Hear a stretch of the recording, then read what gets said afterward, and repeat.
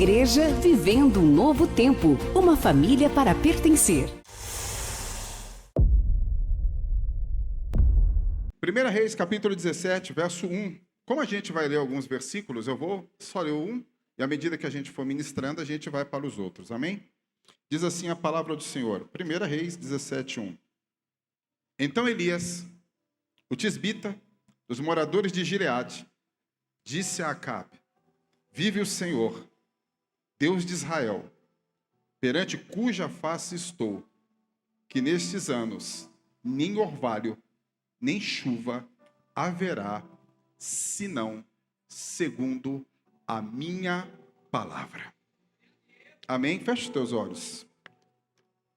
Vamos elevar a Deus uma oração e pedir que nesta noite, assim como Ele fala e age através do louvor, Ele possa falar e agir através da palavra dEle agora. Eu sei que você precisa de uma palavra, eu preciso de uma palavra para a minha vida. E nós precisamos de uma palavra de Deus, não do homem, mas uma palavra de Deus. Uma palavra que venha trazer vida, mudança, transformação. Uma palavra que traga restauração para nós. Querido Deus, Pai, em nome de Jesus, eu quero orar agora e quero pedir que o Senhor fale conosco através da sua palavra. Ó Deus, que eu venha ser apenas um instrumento nas suas mãos e nada além disso. E que esse irmão, essa irmã, que veio aqui nesta noite, seu filho, possa receber esta palavra de bom grado, abrindo o seu coração e recebendo tudo o que o Senhor tem para falar. Fala ao nosso coração aquilo que está no seu coração, Senhor. Que eu seja, meu Pai, o canal nesta noite, assim nós oramos e pedimos que o Senhor repreenda sono, seta, distração, preocupação, tudo aquilo que o inimigo venha querer roubar a palavra do Senhor em nosso coração. Assim nós oramos e pedimos em nome de Jesus. Amém. Esse texto que nós lemos aqui, ele fala de um tempo. E esse tempo fala que existia um rei em Israel. E esse rei de Israel, chamado Acabe, ele está desviado. Ele está distante de Deus. Ele se afastou de Deus. Mas não somente ele. Acabe, ele começa com a sua conduta, com a sua idolatria, introduzir deuses dentro de Israel. E a Bíblia nos diz que Deus se aborrece. Então Deus levanta um profeta chamado Elias para trazer um recado, uma profecia da parte de Deus para o rei Acabe. E é interessante, querido, que a profecia diz o seguinte, o verso que nós lemos. A palavra do Senhor vem a Acabe e diz que em um tempo haveria uma grande seca, uma seca terrível em Israel. E que durante esse tempo, nem orvalho, nem chuva cairia do céu em Israel. Esse tempo demorou 3 anos e meio. E essa seca trouxe um sofrimento muito grande para Israel. 3 anos e meio sem chuva, não há plantação que aguente. Acaba-se o alimento. Não há ração para animais. Os animais morrem. 3 anos e meio não tem mais água para beber. Não tem água para cozinhar. Não tem água para se banhar. 3 anos e meio sem chuva é um caos em qualquer lugar. Se torna algo absurdo para sobreviver. E Israel está passando por esses dias difíceis. É uma forma de Deus trazer o povo para perto de si novamente. Porque o povo começa a adorar um Deus chamado Baal, que é um Deus da fertilidade. E Deus então ele quer trazer o povo de volta e mostrar para Israel que não há Deus além dele. Que nunca houve, não há e nunca existirá um outro Deus senão o Deus de Israel. Então, Deus, ele traz uma seca sobre aquele lugar. E assim que Elias, ele entrega o recado de Deus para o rei, agora Deus dá uma ordem para o profeta Elias. O versículo de número 2 ao 7, nós podemos ler. Diz assim: depois da palavra dada ao rei Acabe, Deus fala com o profeta Elias e diz: depois veio a palavra do Senhor dizendo: vai-te daqui. Gilson, troca aqui para mim. Tá aqui? Obrigado. Ele diz assim: vai-te daqui e vira-te para o oriente, e esconde-te junto do rio Jordão. E há de ser que beberás do ribeiro.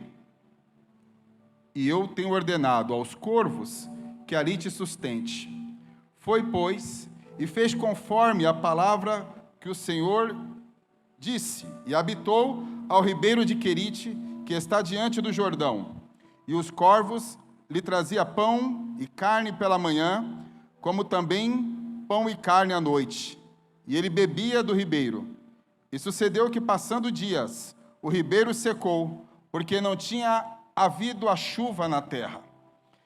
Esse texto aqui que nós lemos, ele diz que dias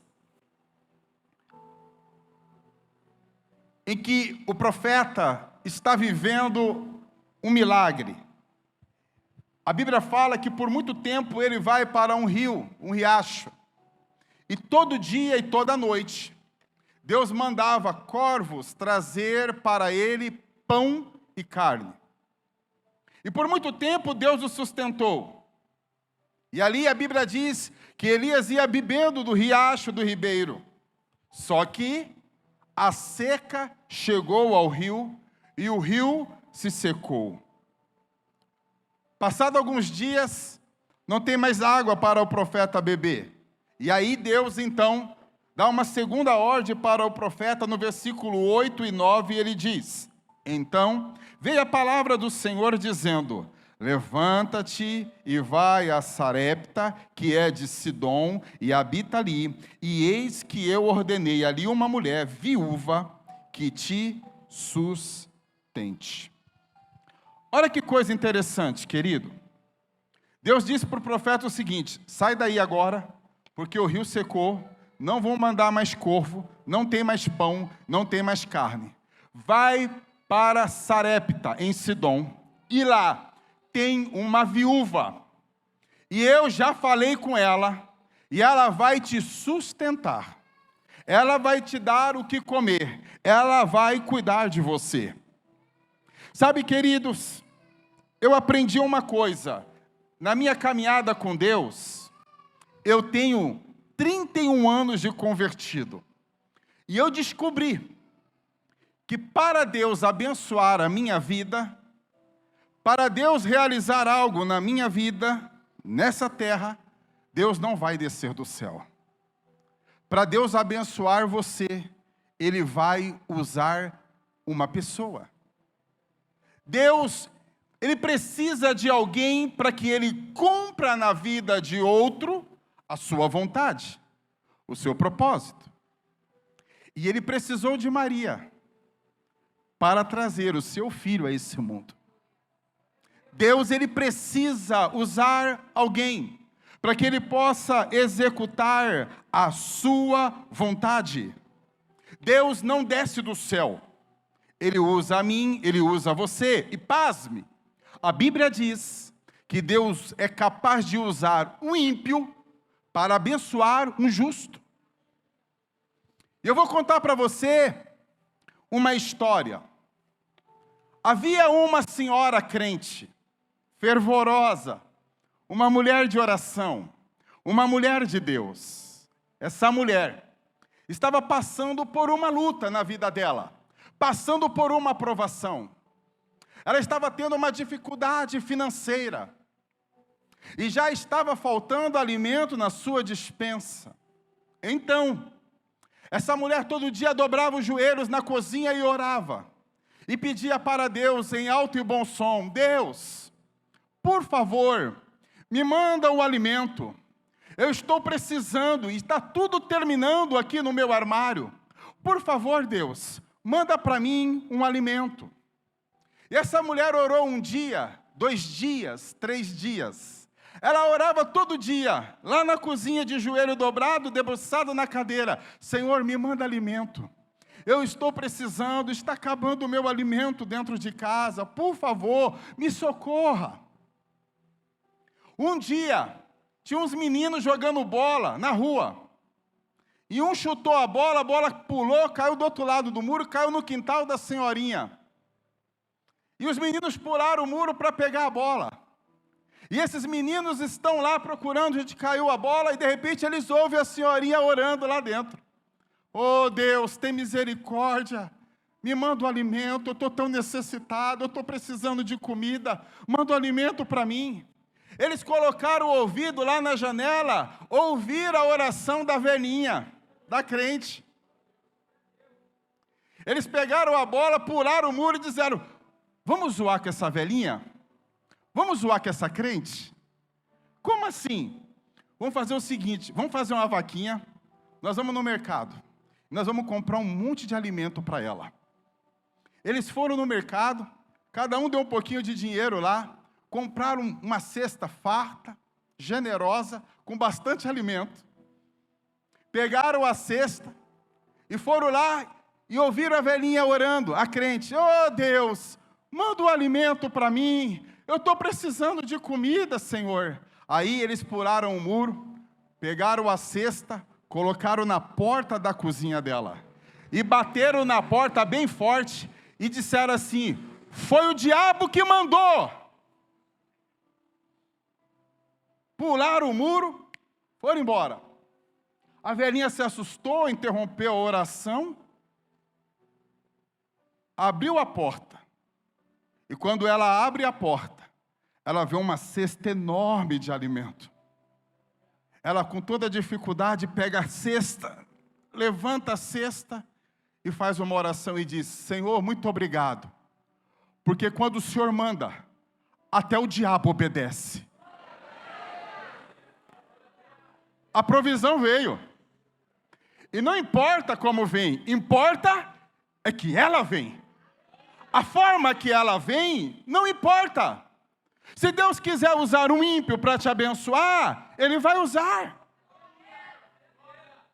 Mas não importa, e não podemos questionar como Deus trabalha. Porque Deus não trabalha como você. Deus não age como você.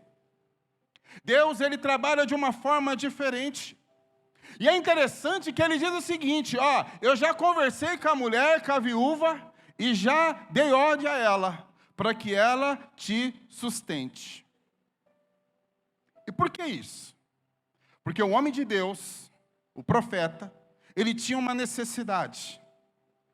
Mas Deus já tinha uma provisão. Na minha vida e na sua vida, não é diferente. Você tem inúmeras necessidades, em todas as áreas da sua vida. Mas eu te digo, Deus tem uma bênção e uma provisão para cada uma delas. Deus tem.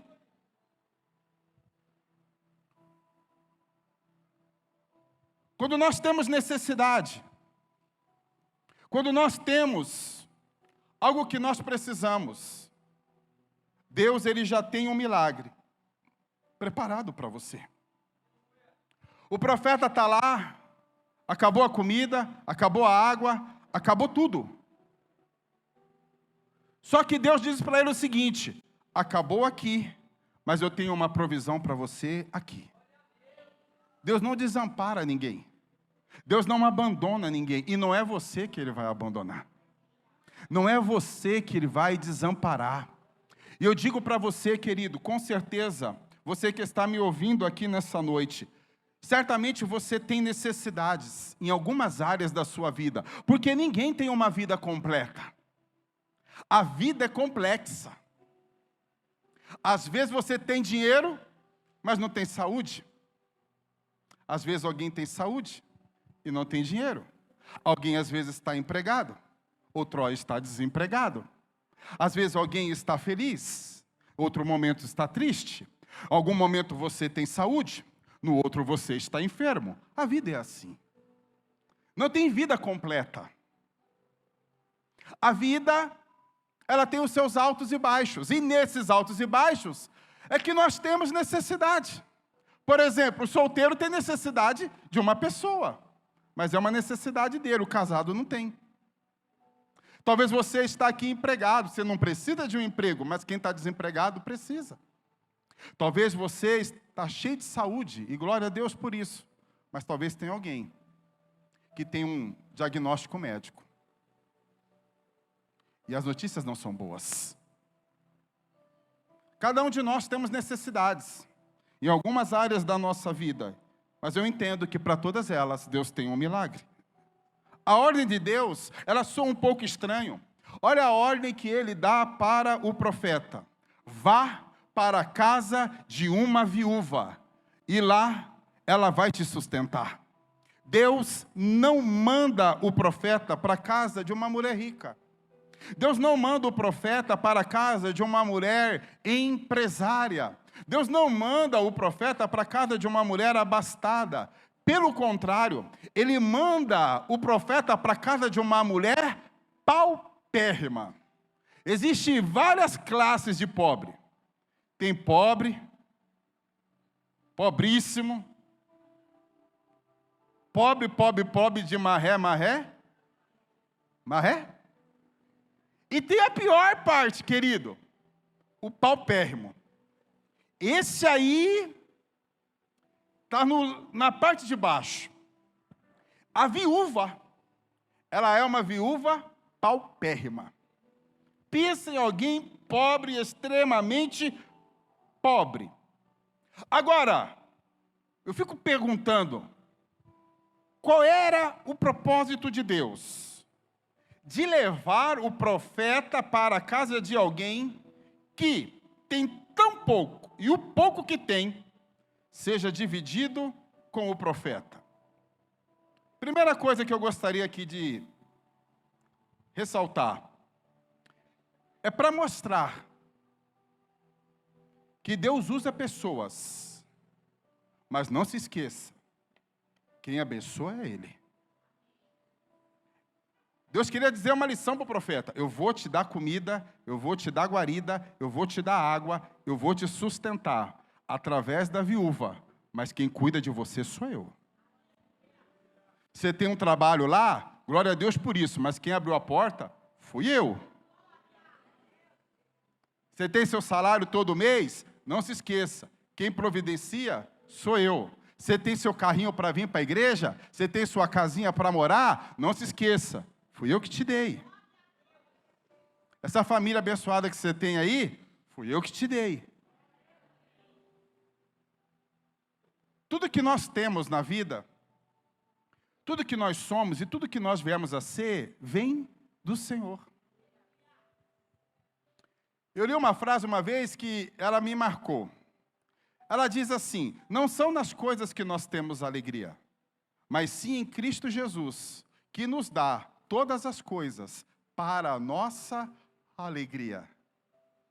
Se Jesus te der alguma coisa que te dê alegria mais do que Ele, isso não pode acontecer. Ele é a primícia, Ele é a fonte, é dele que vem todas as bênçãos para a tua vida, querido.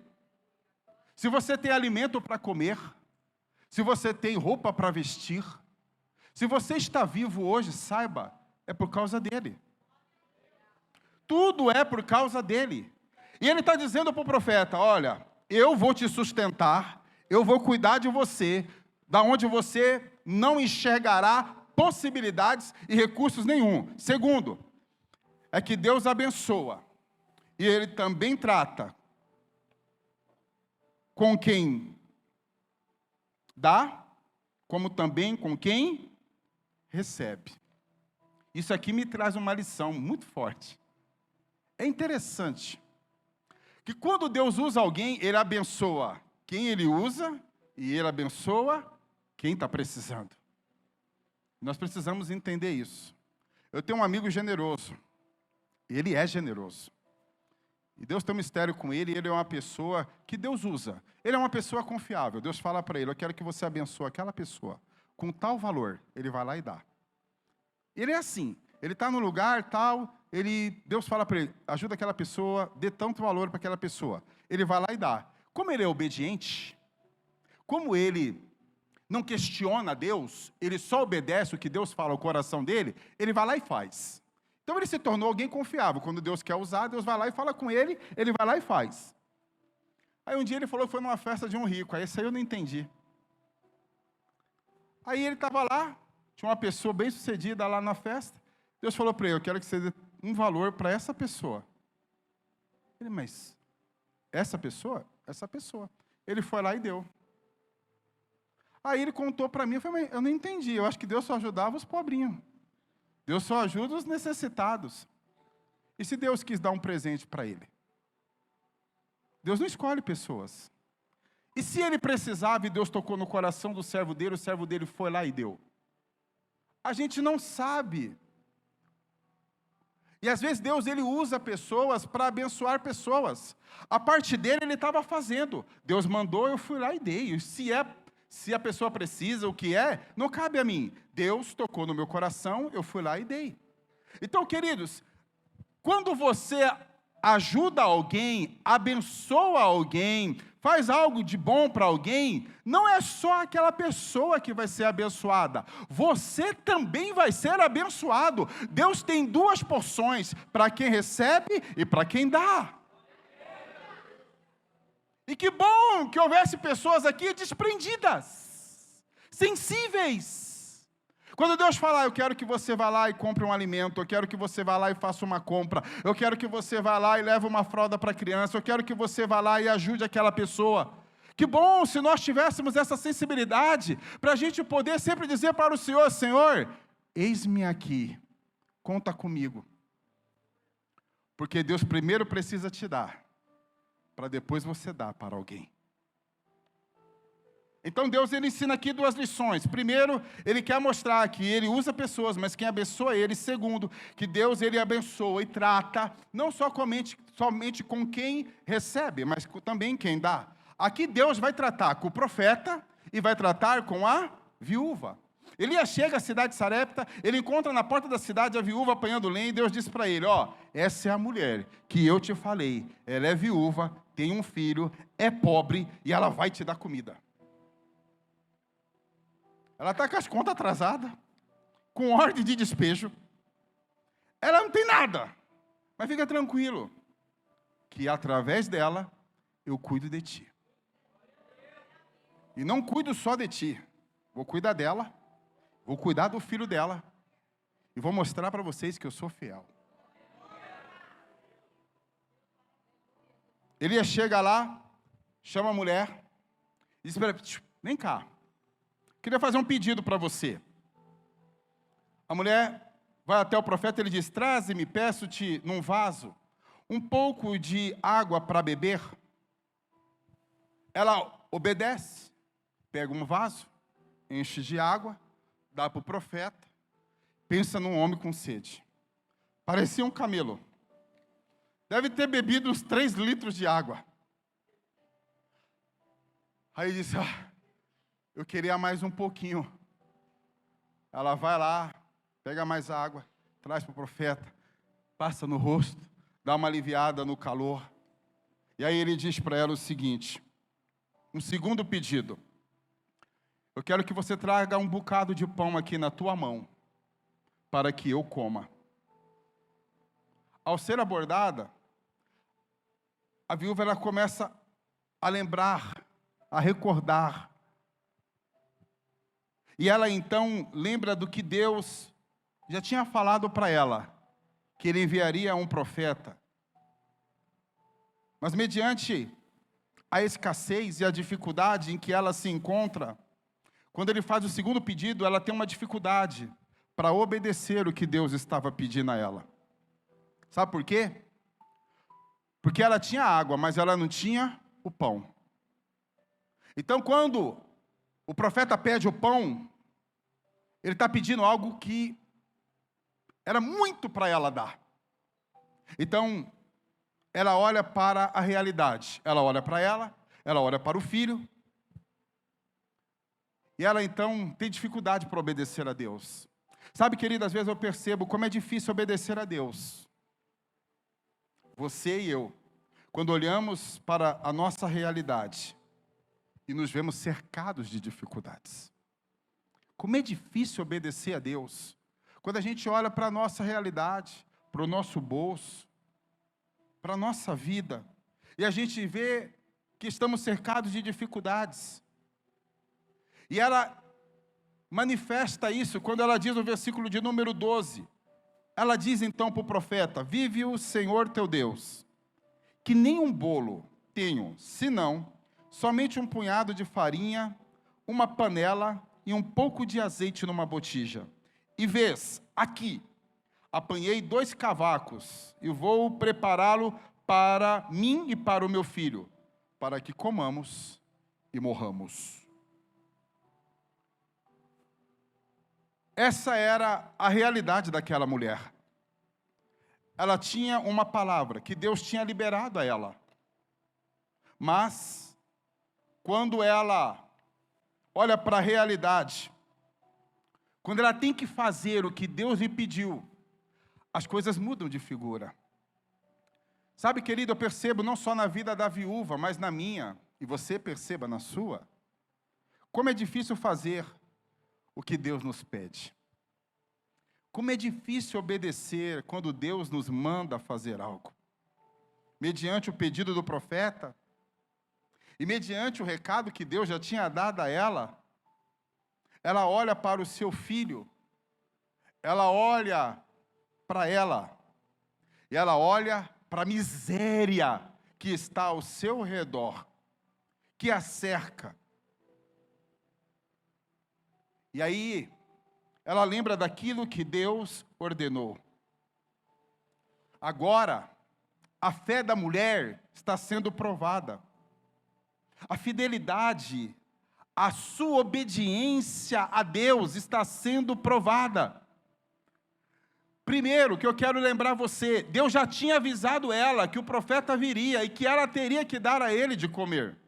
Segundo, não se esqueça que Deus está tratando não só na vida do profeta, mas Deus também está tratando na vida da viúva.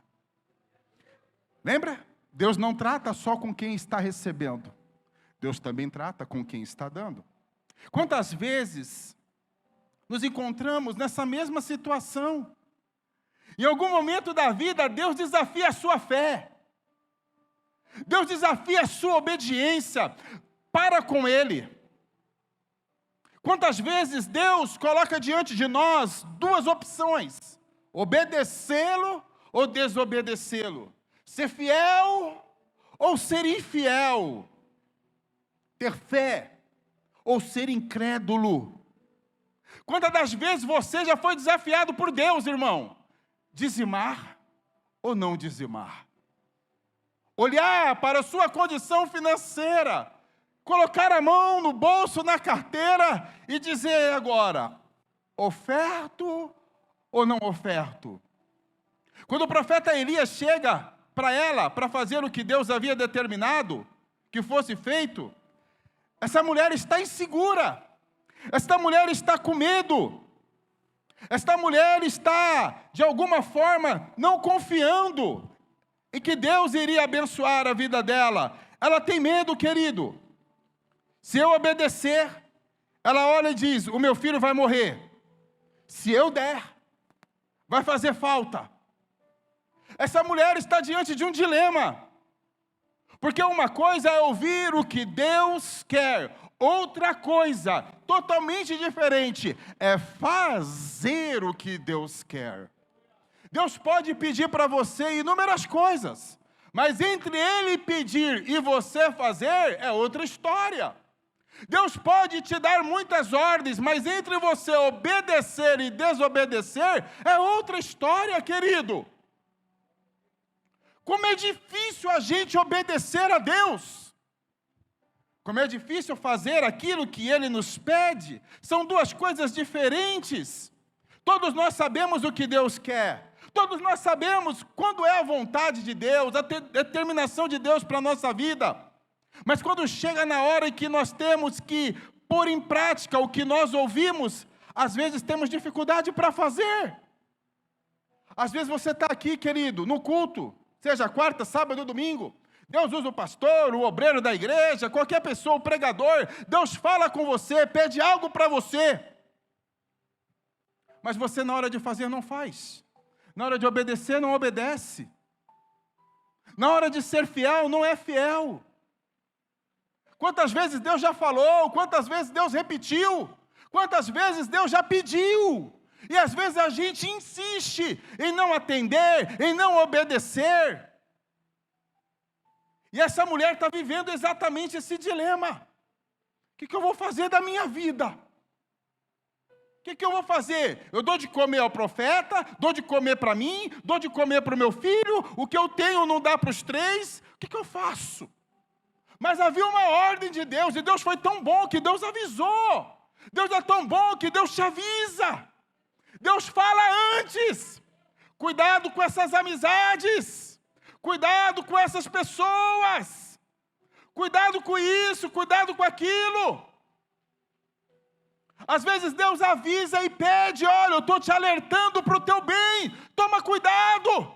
Sai daí, sai desse lugar. E às vezes insistimos em algo que Deus já pediu para nós deixarmos.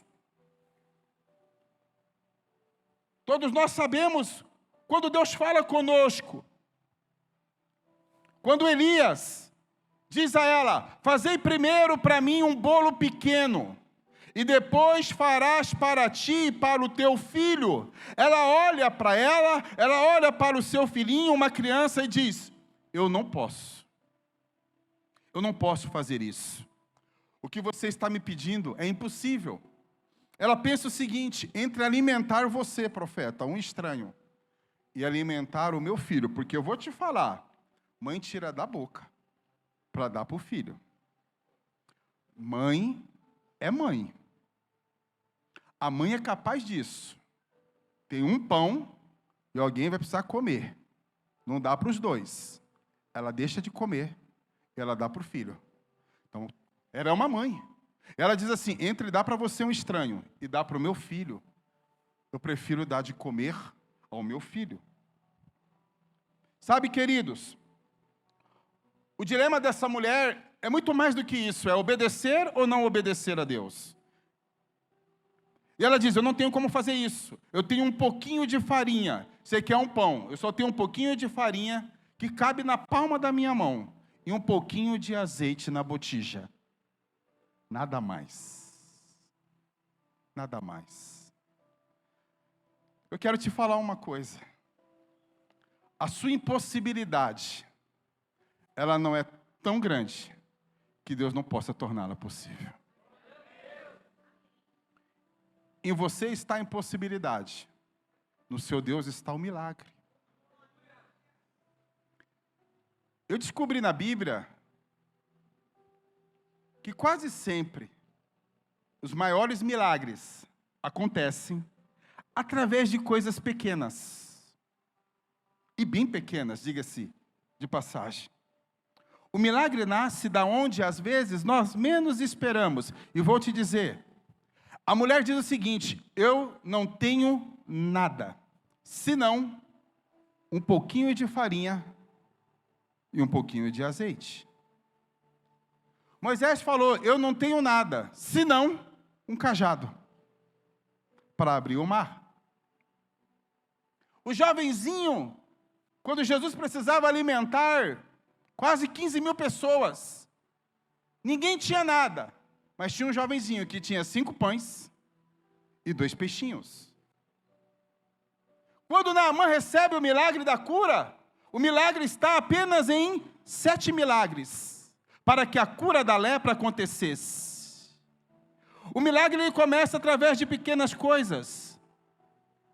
O milagre pode acontecer através de uma chuva para uma seca de 3 anos e meio, através de uma nuvem do tamanho da mão de um homem.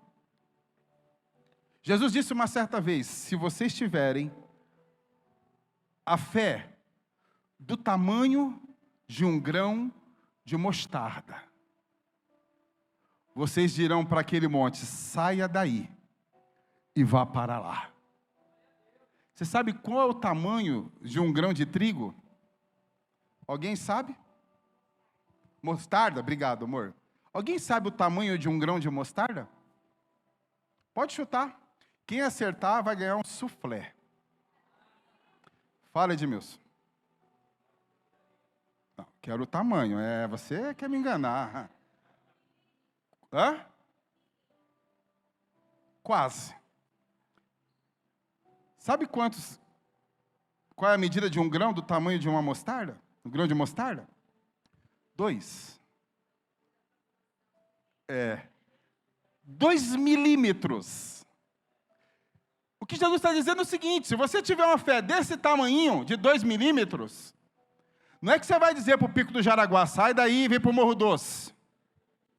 Ele vai dizer o seguinte: se você tiver a fé do tamanho de um grãozinho de mostarda, de 2 milímetros, você vai dizer para os seus obstáculos, para as suas lutas, para os seus problemas, para as suas dificuldades, para tudo aquilo que é maior do que você: saia, em nome de Jesus, do meu caminho.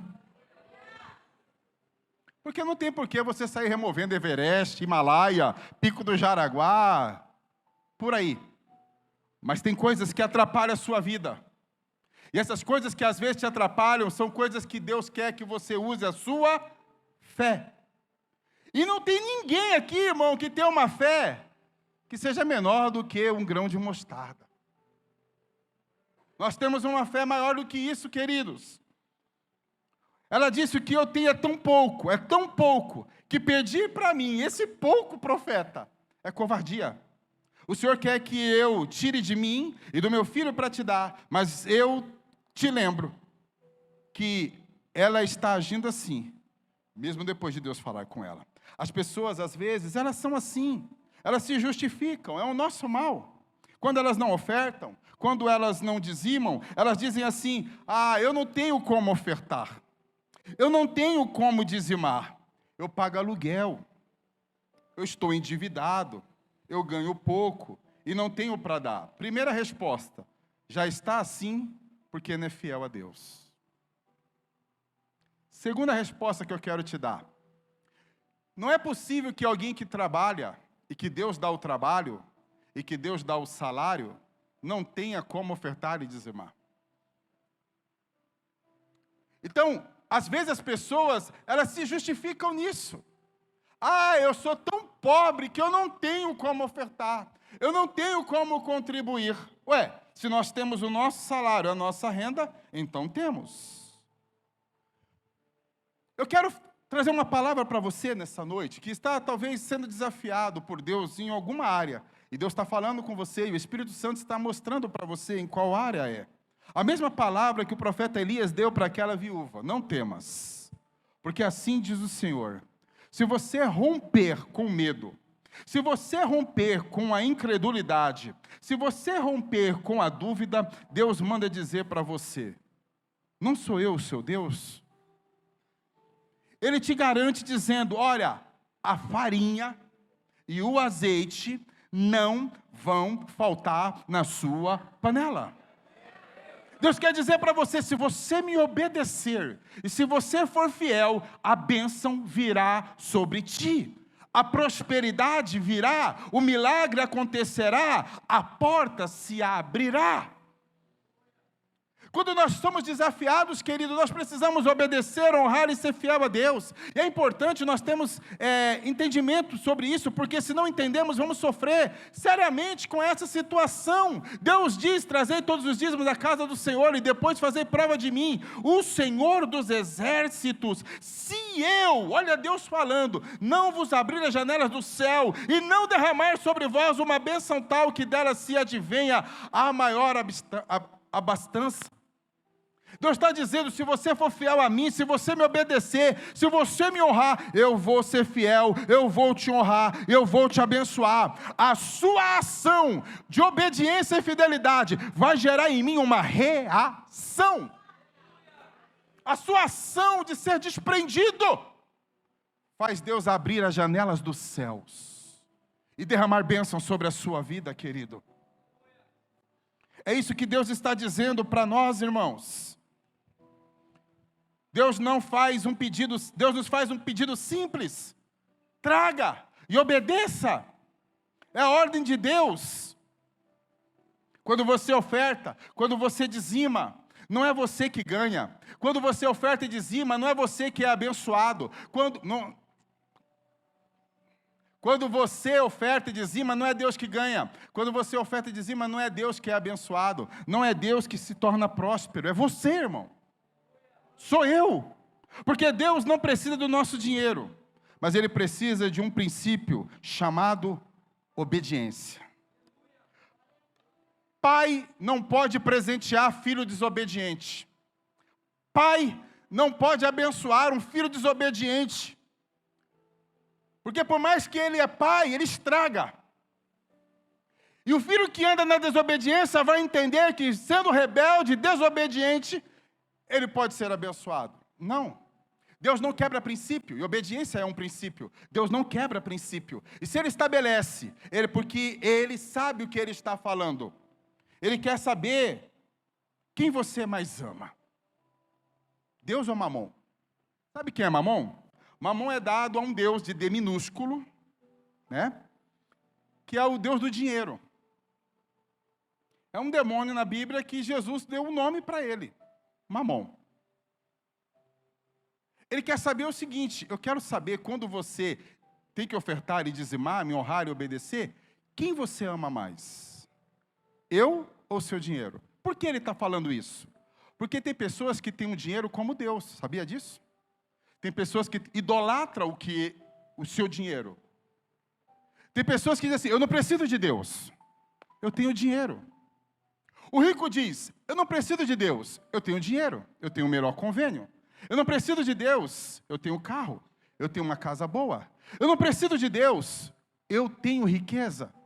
E alguém diz: que pena, tudo que ele tem na vida é o seu dinheiro, e nada mais. Então, quando Deus diz aqui: eu quero saber quem você ama mais, quem você se submete mais, a mim ou o seu dinheiro?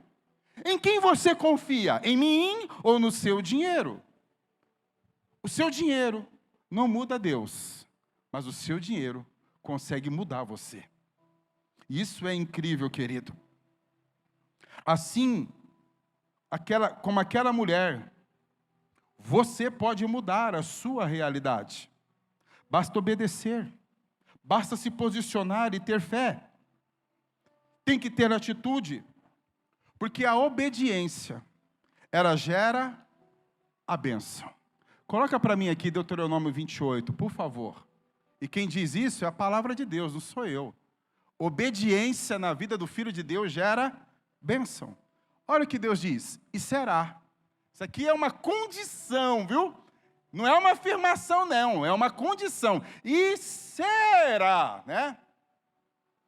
Que se ouvires a voz do Senhor teu Deus, tendo cuidado de guardar todos os seus mandamentos que eu hoje te ordeno, o Senhor teu Deus te exaltará sobre todas as nações da terra.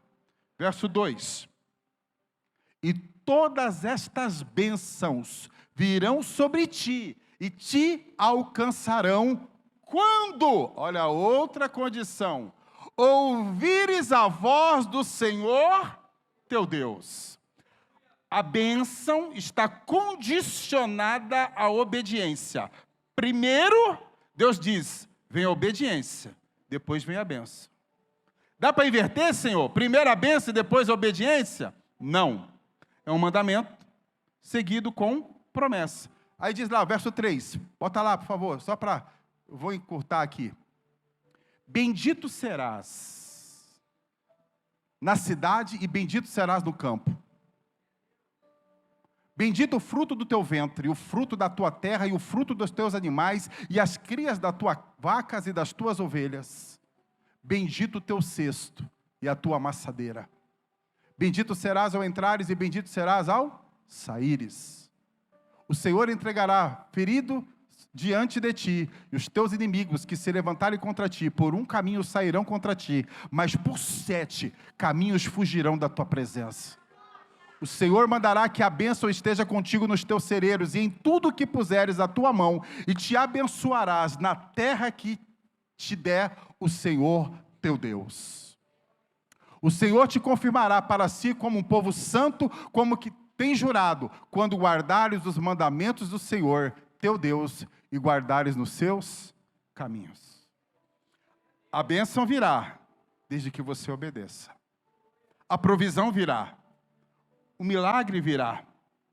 A escassez, a enfermidade, tudo irá embora. Quando você atentamente ouvir e obedecer a voz do Senhor teu Deus. A gente diz aqui que ama Jesus. Se eu perguntar, quem ama Jesus? Eu! Jesus diz o seguinte: quem me ama, guarda os meus mandamentos e me obedece. Você tem guardado?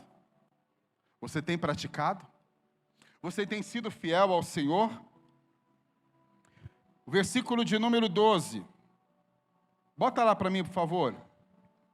Olha o que Elias disse para a mulher. Não. 1 Reis 17, por favor. Versículo 12. Porém ela disse: vive o Senhor teu Deus, que nem um bolo tenho, senão somente um punhado de farinha numa panela e um pouco de azeite numa botija. E vês aqui, apanhei 2 gravetos e vou prepará-lo para mim e para o meu filho, para que comamos e morramos. Quando ele pediu o pão, ela olhou para tudo, como eu te falei, olhou para a miséria, olhou para o filho, olhou para ela. Ela disse: eu não tenho como te fazer isso. Eu só tenho um pouquinho de farinha, um pouquinho de azeite. Eu vou fazer um pão, nós vamos comer, e é a última refeição. E nós vamos, depois disso, morrer. Porque não temos mais nada para comer. Verso 3 ao 16. Olha o que o profeta disse. Elias lhe disse: não temas, não tenha medo. Vai, faze conforme a tua palavra, porém faze dele primeiro para mim um bolo pequeno, e traze-me aqui, depois farás para ti e para teu filho. Porque assim diz o Senhor Deus de Israel: a farinha da panela não se acabará, e o azeite da botija não faltará, até ao dia em que o Senhor dê chuva sobre a terra. Ela foi e fez, conforme a palavra de Elias, e assim comeu ela, e ele e a sua casa muitos dias. Da panela a farinha não se acabou, e da botija o azeite não faltou, conforme a palavra do Senhor que ele falara pelo ministério de Elias. Sabe o que é isso? Alguém que ouviu a voz de Deus, resolveu obedecer, e o milagre aconteceu. A Bíblia diz assim: credes em Deus e serás salvos, credes nos vossos profetas, e vós prosperareis. A minha alegria, irmão, é ver você abençoado. A minha alegria é ver você andar na obediência. Deus te prosperando, multiplicando, e as bênçãos do Senhor vindo sobre a sua vida, te alcançando de uma forma generosa, sacudida, recalcada e transbordante. A minha alegria é ver você romper, querido, porque nós não somos profetas de miséria. A minha alegria é ver Deus realizar os seus sonhos. Só que a palavra do Senhor diz: ouça os seus profetas, e vós prosperareis. Quando o teu pastor pega no teu pé, porque você falta no culto de oração, não queira mal. Quando o teu pastor pega no teu pé, quando faz campanha na igreja de jejum e oração, lá vem aquela chata da pastora. Lá vem aquele chato do pastor. Ô, gente insuportável. Não nos queira mal, querido.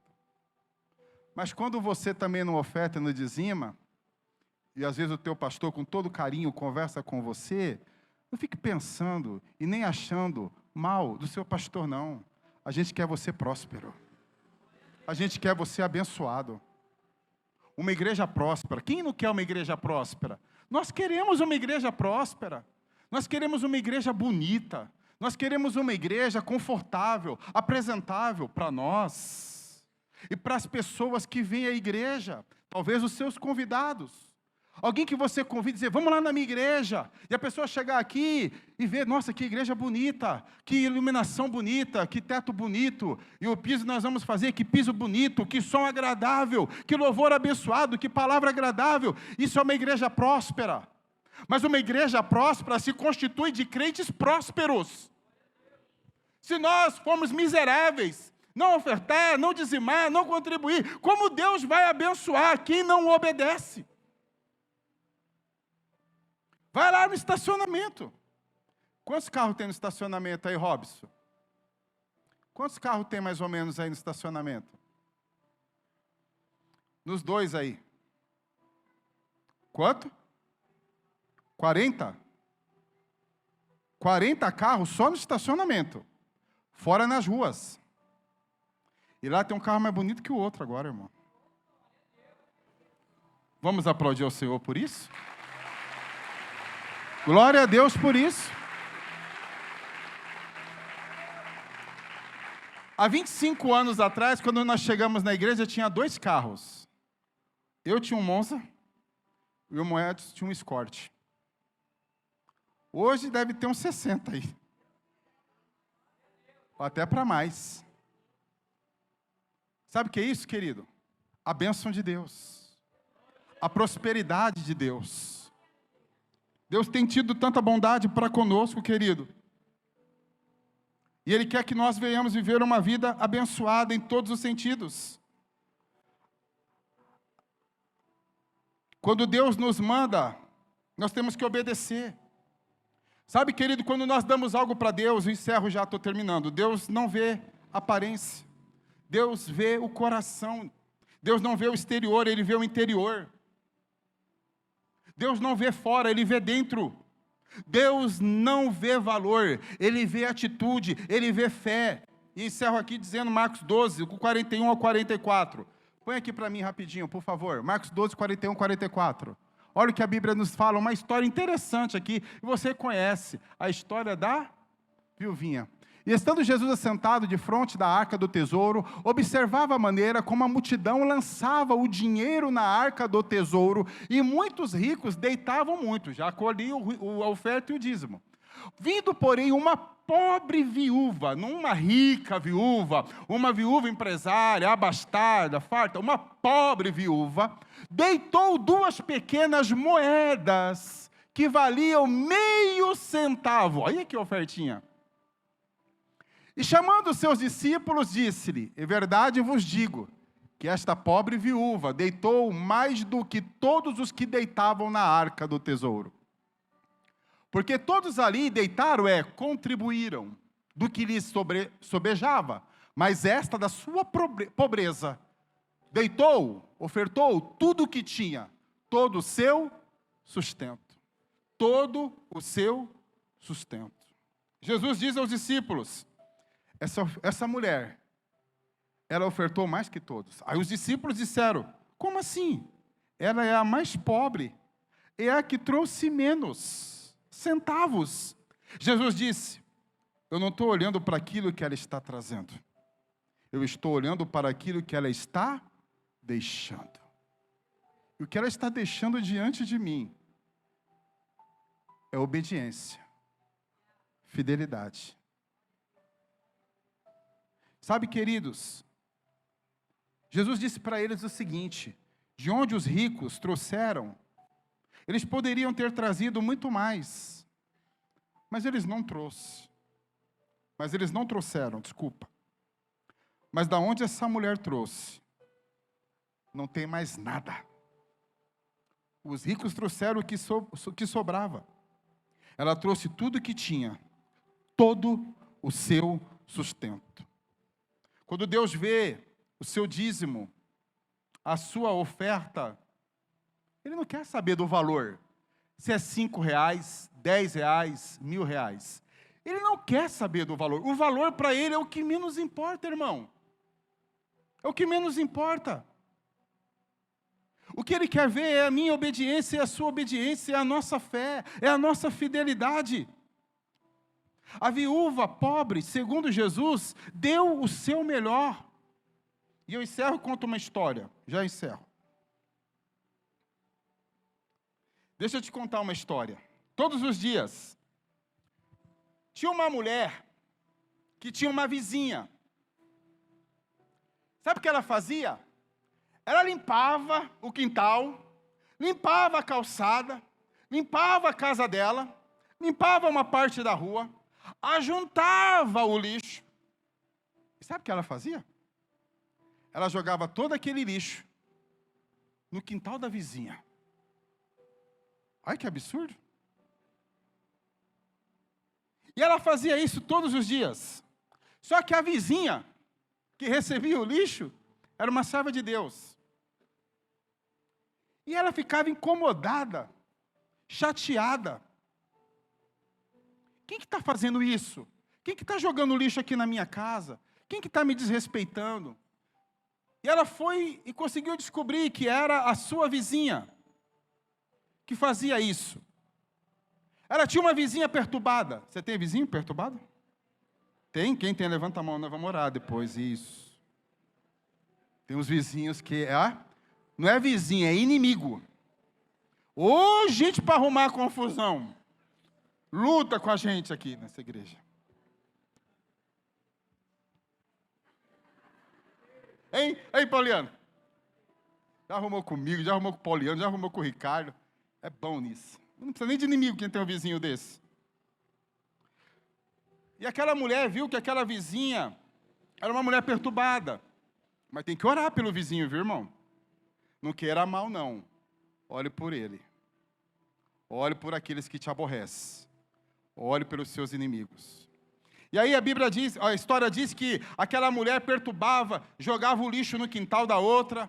E a serva de Deus, um dia, ela ficou inconformada com aquela situação. E ela então teve uma ideia. Sabe o que ela fez? Ela foi na floricultura, comprou um buquê de flores muito bonito. Dentro do buquê de flores, comprou um cartão e escreveu ali uns dizeres.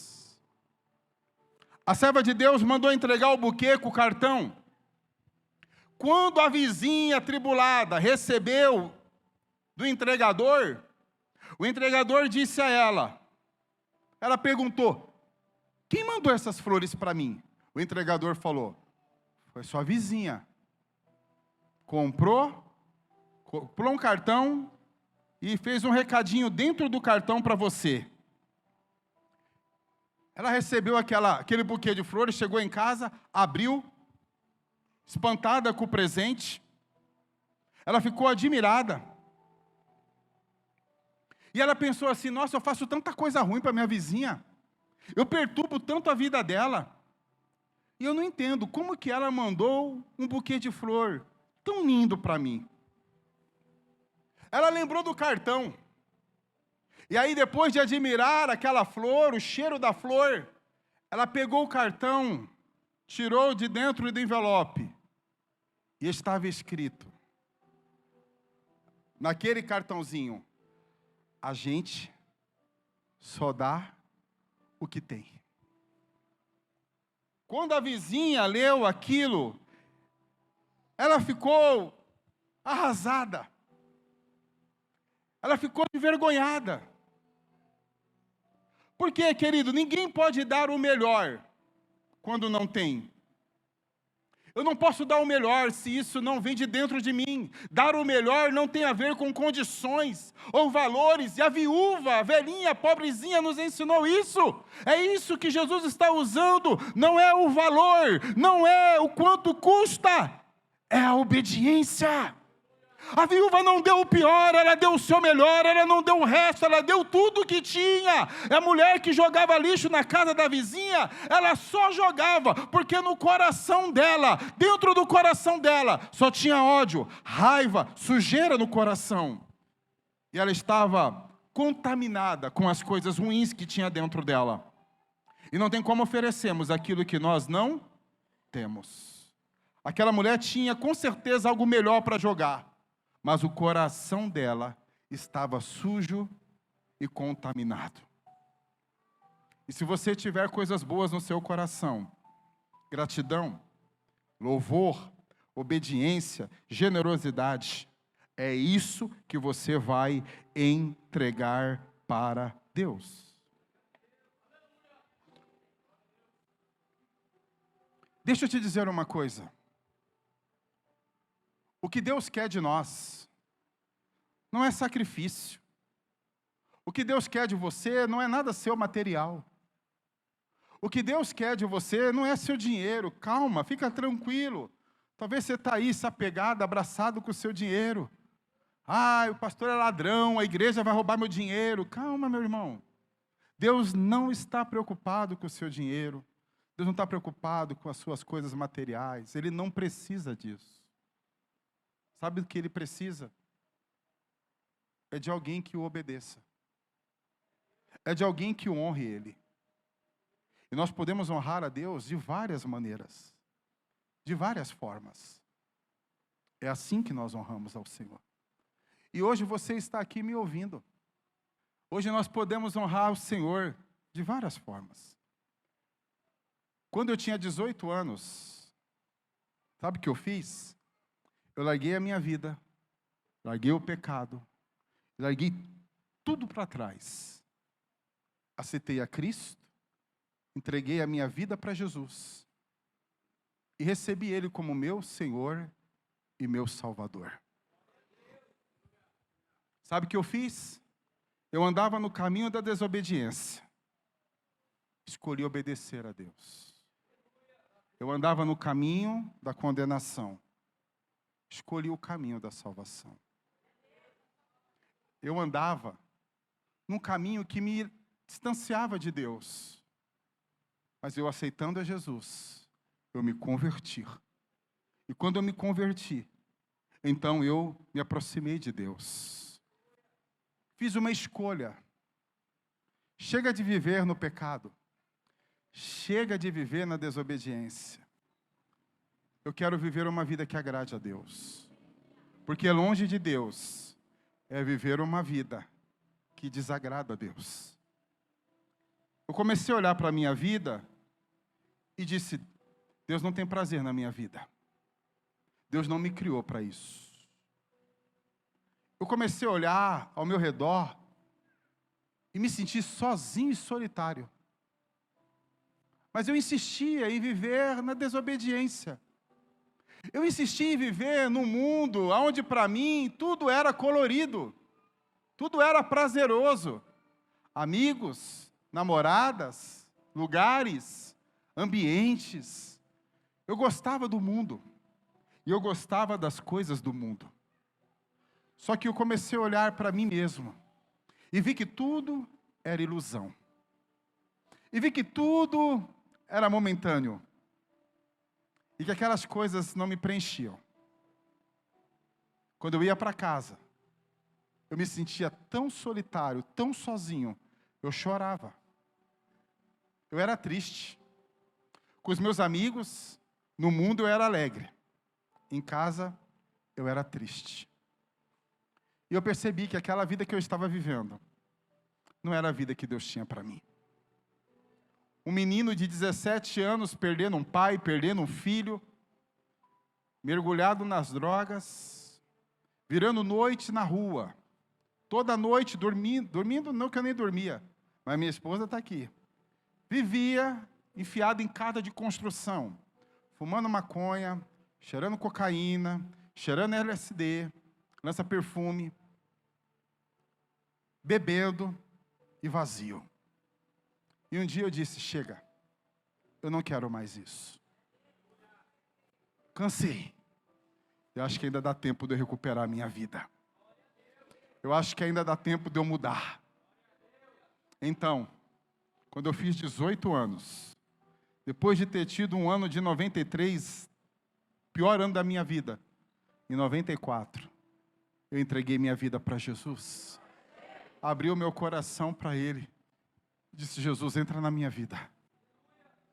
Faça morada. Muda a minha vida. Muda a minha história. Porque eu não tenho sentido para viver. Não tenho um trabalho. Não tenho uma profissão. Não tenho estudo. Eu não tenho perspectiva de vida. O que será de mim daqui a alguns anos? Quando eu abri o meu coração e levantei minha mão para Jesus, Jesus veio e estendeu a mão dele, pegou na minha mão. Eu só falei para ele: segura na minha mão, Jesus. Porque se eu segurar na do Senhor, eu sou fraco, eu vou soltar. Mas se o Senhor segurar na minha mão, eu não vou cair. A partir daquele dia, entreguei minha vida para Jesus. 7 de agosto de 1994. Depois daquele dia, nunca mais bebi, fumei, usei drogas e cometi nenhum pecado que desagradasse a Deus, comparado com a vida promíscua que eu vivia antes. Resolvi obedecer a Deus. E hoje, se você quiser, você pode tomar uma decisão na sua vida também. Obedecer a Deus. Você já disse não? Quem aqui já disse não? Levanta a mão. Nossa, só esse pouquinho aqui falou não? Nossa, eu fiquei surpreso agora. Quem aqui já falou não? Não! Ai, tem um monte de gente que nunca falou não. Descobrimos agora. Você sabe que não, às vezes, é bênção. Não quero mais. Chega. Não vou fazer mais. Chega. Não quero. Chega. O não, a gente fala. Às vezes difícil é falar sim. E quando alguém perguntou, alguém quer aceitar Jesus? Eu disse sim. Quem disse sim aqui já? Ah, muito mais falaram sim. Mas se você até hoje não falou sim, hoje você pode. Vamos ficar de pé?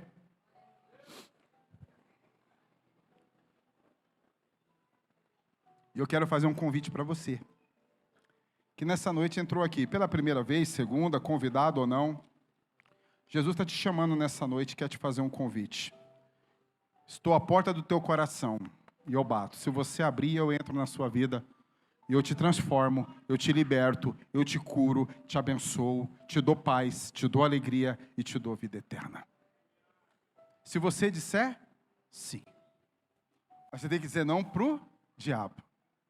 Chega, não quero mais. Não quero mais essa vida de sofrimento, de dor, de tristeza. Não quero mais essa vida de vício, de prostituição, de pecado. Não quero mais o álcool, não quero mais a droga, não quero mais a homossexualidade. Não quero mais pecar contra Deus. Chega!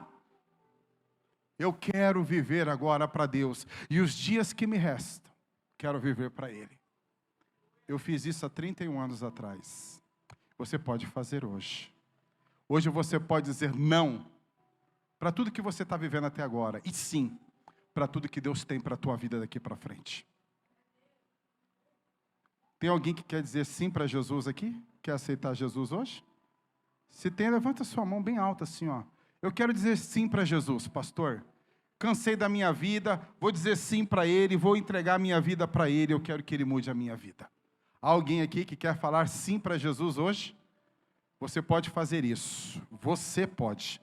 Ou você pode dizer não para Ele. Isso compete a você. Você pode dizer não, como você pode dizer sim. Eu quero, sim, eu quero entregar minha vida para Jesus. Alguém afastado e quer reconciliar, que se desviou dos caminhos do Senhor e quer voltar, você pode dizer sim aí no seu lugar.